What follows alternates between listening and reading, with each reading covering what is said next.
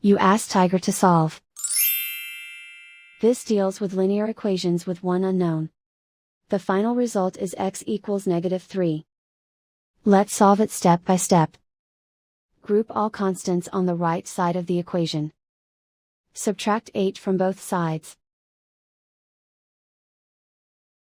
Simplify the arithmetic.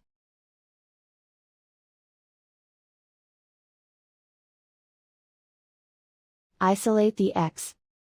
Divide both sides by 3.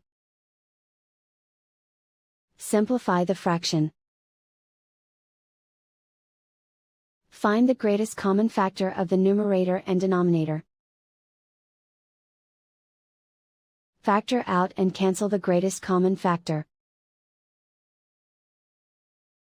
And so the final result is x equals -3.